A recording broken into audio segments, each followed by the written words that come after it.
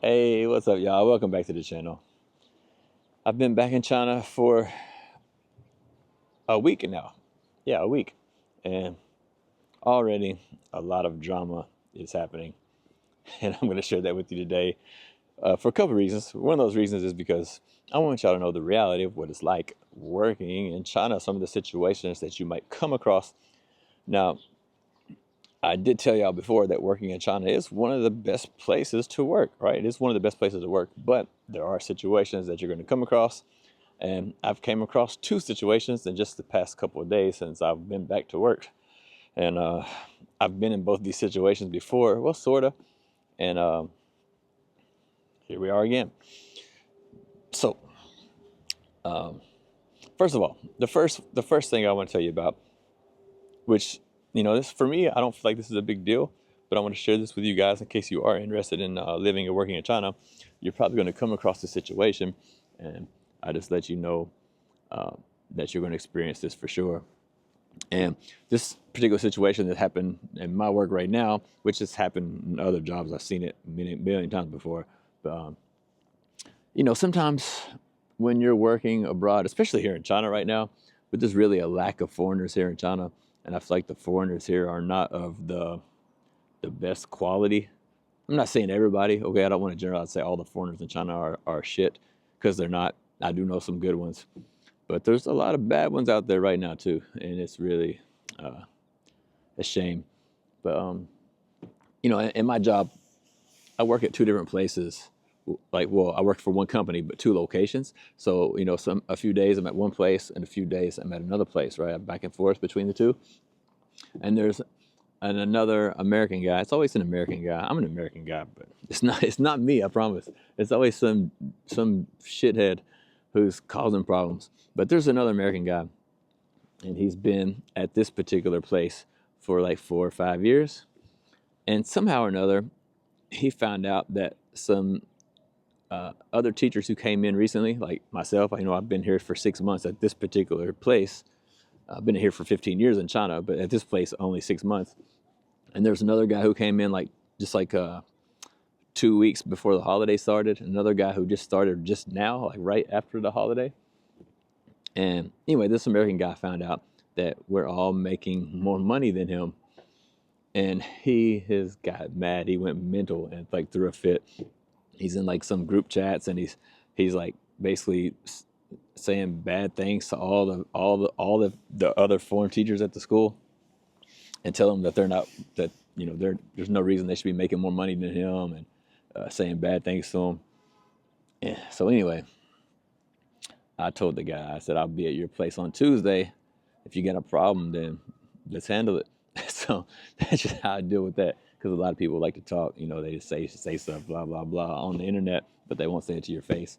So I told him I'd be there Tuesday. So Tuesday, when I go over there, I'll just confront him face to face and see what the reaction is. Because that's how I handle things. I do it face to face. But, you'll come across this situation a lot here in China. You're going to have people who are saying stuff or doing stuff like that. It's just normal. You have a lot of people who just don't know how to deal with these kind of situations. So, but the reason why I'm telling you guys this is for a couple of reasons. Number one, if you're going to come to China to work, right? This is China, right? Nothing is written in stone. And what I mean by that is everything's up for negotiation. So whenever you decide to take a job or sign a contract for work, right? The initial offer, it's just like going shopping in a market, right? The initial offer is just an offer. It's not set in stone. You can negotiate for anything. And the deal you make is the deal you make. And it really has nothing to do with other people, right? It depends on your own ability to negotiate and what you are worth, or what you perceive yourself to be worth, and how good you are at negotiating that, and how good you are at proving that, you deserve, what it is you think you deserve, right? That's all comes down to you. And so for me, myself, I don't concern myself with what other people are making.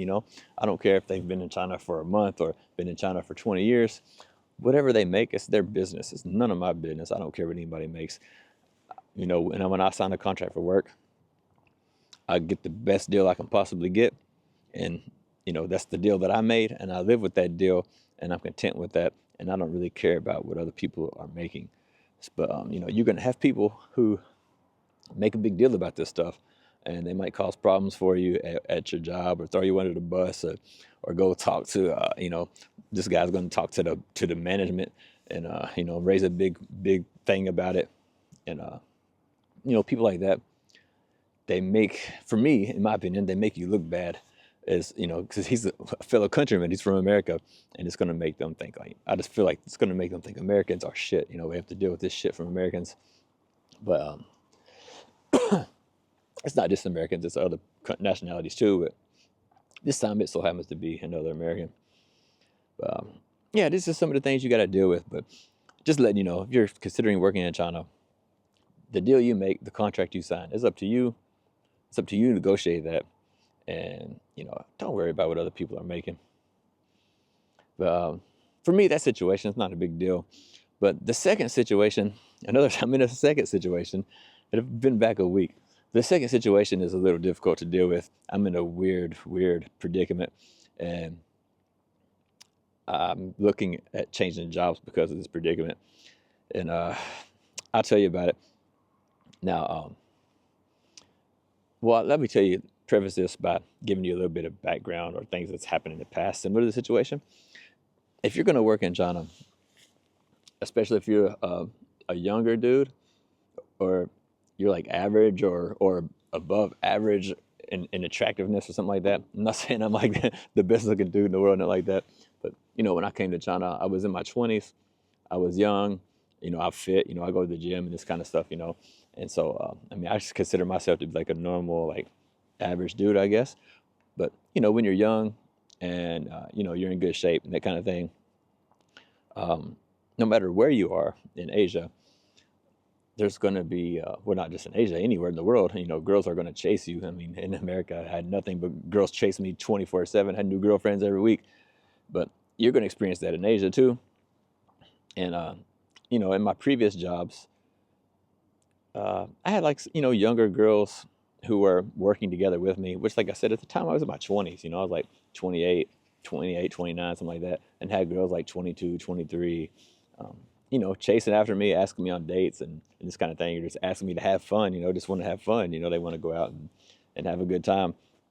And when I was younger, well, I guess even now, but, when I was younger, I didn't mind entertaining that idea, just have some fun, with the nice girl, have whatever, have a good time, because that's what they're wanting to. And it's fine, okay, nothing wrong with that. And, but nowadays, things are a little bit different, in my opinion. Which I still have young girls chasing after me all the time. Girls in their 20s are chasing me, asking me for dates, and that's fine. Like, I don't mind if they want to do that. That's cool with them. But I'm not really entertaining the idea of just like trying to have fun with a bunch of girls, because I've done that my entire life, and I'm old now. I'm 44 now. I'm not interested in that kind of thing. I'm interested in other things now. I would rather have something more serious with a type of person that I really click with, or somebody that I really value, and somebody who will value me, and not just for fun, And right now at my work, there's an HR lady, and she's not young. She's younger than me, but this lady's married, and she's been pushing me, like really, literally pushing me to have a relationship with her. And I keep telling her, no, I'm not interested. I'm not interested in married ladies. I don't date married ladies. I'm not interested in having fun with the married lady. It's like none of that is not it's my interest at all.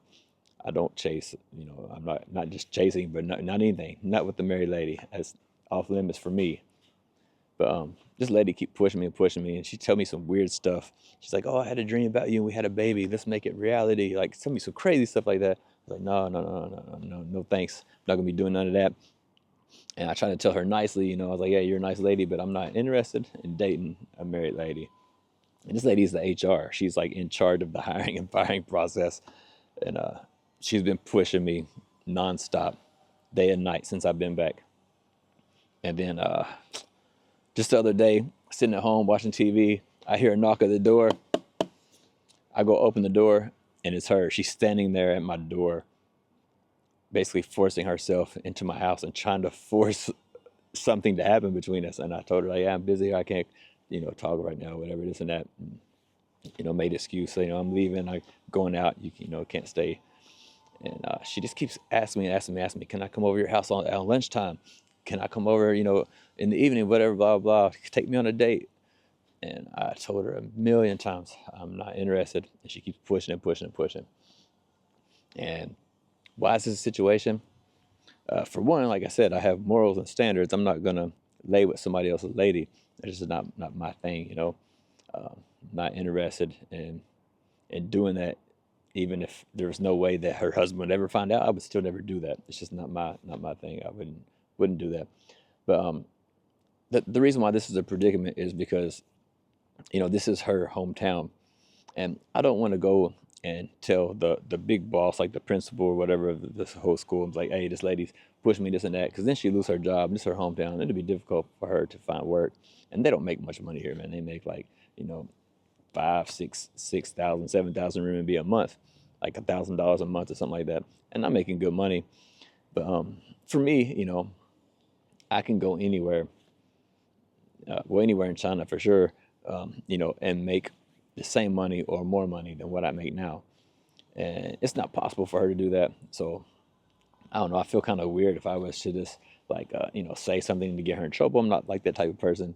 So I think it might be easier for me to just move on and, find a job somewhere else and just call it quits. But that's a problem too for a couple of reasons. And I'll tell you why. So this is because I'm telling you guys this, because if you decide to work in China, you might experience this problem. When you work here, you're working here on a contract. You sign a contract for 1 year or 2 years or 3 years, something like that, right? And if you break your contract, first thing that happens is you get fined, which is not a big deal. It's like, usually like 1 month's salary or half a month's salary, something like that. You'll get fined for breaking the contract. But the most important thing, or the thing that hurts the most, is when you break a contract, like you have to have a letter from the school, and it's like signed by the school and stamped with the official school seal and all this other stuff. And if you don't have that letter, you can't get another job anywhere in China. The only way that you can get around this situation is to cancel your work permit. I have a green card, work permit, everything. I have to cancel everything. I would have to go back to America, find another job, and then come back to China. So and come back to China under completely new documents, new everything. You can't just break your contract and stay here. It doesn't work like that. They won't give you the documents you need to transfer to a new job. So you have to have a record in good standing to be able to transfer to a new job. If you break the contract, that's not an option. And so the really only two options I have is to stick it out until the end of my contract, which is July. So I have like 6 more months of dealing with this stuff, or break the contract and leave China. That's really my only two options at this point. Before, when I've had this situation come across, it was like, younger girls, they were single girls, and they wanted to have fun. We had fun, but, and it wasn't nothing awkward because it was already stated, like, they were young, they weren't interested in a relationship, they were interested in fun, and I was too. And even if they were interested in a relationship, and I was, we might entertain that, like back when I was younger. But now, I've made it perfectly clear. I've never done anything to lead this lady on. I've never done anything to make her think I was interested in her. But she just keeps pushing and pushing and pushing. And things are getting weird, man. So anyway, yeah, I don't know. I just want to share this with y'all in case y'all come across this type of situation. You will know that you can't just up and leave your job. It's going to cause you problems to find another job. So you have to either get through the awkwardness, or you have to just leave the country, man. And you have to deal with this kind of problems when you're working here. And I mean, I could do the jerk move and tell the boss, hey, this married lady's trying to lay with me, and get her fired. But then, that's bad on me because I don't care so much about this job. I can go anywhere. Just the thing is, I like my job. I like teaching sports to the young kids, and I don't necessarily love the city, but I like the working hours. I like, I work like 17 hours a week. I don't have to be at work. I don't have any office time, none of that stuff. And, so I really do enjoy that part of it. And I would like to at least stick it out until July. But I don't know. We'll see. We'll see how it plays out. I'll keep you guys updated. But just want to share that with y'all, let y'all know what kind of situations you might come across when you're working here in China. So for now, I'm going to get out of here. I'm about to go grab some lunch. It's 1:30 in the afternoon here on Sunday. Got to work tomorrow, so I'm going to go grab some lunch. I'm going to go home and make a plan for what kind of sports activities we're going to do tomorrow. And when I get some free time, I'll make another video for you guys. And I'll see y'all then. So take care, and I'll see y'all in the next one. Don't forget to like, comment, and subscribe, all that stuff. I'd like to hear from you in the comments below what you think about this situation. How would you handle this situation? See y'all in the next video.